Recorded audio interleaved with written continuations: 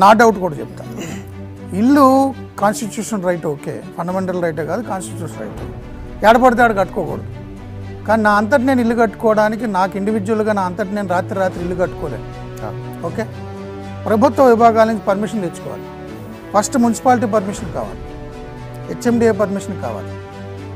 మంచినీటికి సరఫరా కుళాయి వేయాలంటే మీ ప్రభుత్వ విభాగంలో కుళాయి వేయాలి. నాకు కరెంటు కావాలంటే నీ ప్రభుత్వానికి సంబంధించిన కరెంటు విభాగం నాకు కరెంటు ఇవ్వాలి. నాకు అప్రోచ్ రోడ్డు కావాలంటే మీ వాటర్ రోడ్డు వేయాలి. అన్ని కాగితాలు దస్తావేజులు చూసుకొని అది లీగల్ అంటేనే బ్యాంక్ వాడు నాకు లోన్ ఇస్తాడు. కరెక్ట్. నాకు బ్యాంక్ వాడు లోన్ ఇచ్చాడు. ఎవడు బాధ్యతారహితంగా ప్రవర్తించాడు? నేనా మీరా? మీరు అంటే బీఆర్ఎస్ ప్రభుత్వమో బీజేపీ ప్రభుత్వం కాంగ్రెస్ ప్రభుత్వం అంటలా, ప్రభుత్వం. మీకుందా బాధ్యత? కరెక్ట్. నా జీవితం నేను చెప్తా, 40 ఏళ్ళు నా లైఫ్ ఇన్వెస్ట్మెంట్, కొంత అమౌంట్ కట్టి మిగిలింది బ్యాంక్ లోన్ తెచ్చుకుని ఈఎంఐలు కట్టుకుని బతుకుతున్న నన్ను దొంగగా చిత్రీకరిస్తే ఈ తప్పు చేయించిన మీరందరూ దొంగలు కాదా, దుర్మార్గులు కాదా, దోపిడీదారులు కాదా? మీరు ఉద్యోగం సరిగ్గా నిర్వహించారా?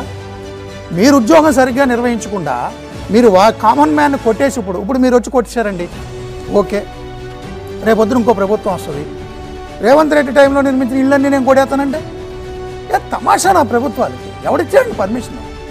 ఎందుకు ఇచ్చారు పర్మిషను? అన్ని లక్షల మంది మూసీలో ఇల్లు కడుతుంటే చూస్తూ ఊరుకుంది ప్రభుత్వం, చూస్తూ ఊరుకున్నారు ఈ అధికారులు. ఇప్పుడు 20 ఏళ్ళు పోయింది, ఆ బిల్డర్ గడు ఎక్కడికో పోయి డబ్బులు కొడేసాడు. ఇప్పుడు మీరు వచ్చి ఇళ్ళని కొడేస్తాడు. బ్యాంక్ లోన్ ఎవడు కట్టాలి? ఈఎంఐ. ఇల్లే లేదు కాబట్టి ఇల్లు కట్టకలేదా? లేదు, బ్యాంక్ కోడ్ కూడా పోయినట్టేనా? బ్యాంక్ కోడ్ నాకు ఇల్లు లేకపోయినా నేను తీసుకుని ఈఎంఐ వసూలు చేయడానికి నా పిల్లల్ని ఎత్తుకుపోతాడా? వాడు ఎవడో ప్రైవేట్ వాడికి ఇచ్చి రోజు వచ్చి నా దగ్గరికి వచ్చి డబ్బులు వసూలు చేయడానికి రౌడీజం చేయిస్తారా బ్యాంక్ వాళ్ళు? ఇవన్నీ ఎవరు చేశారు సార్ తప్పులు? కామన్ మ్యానా?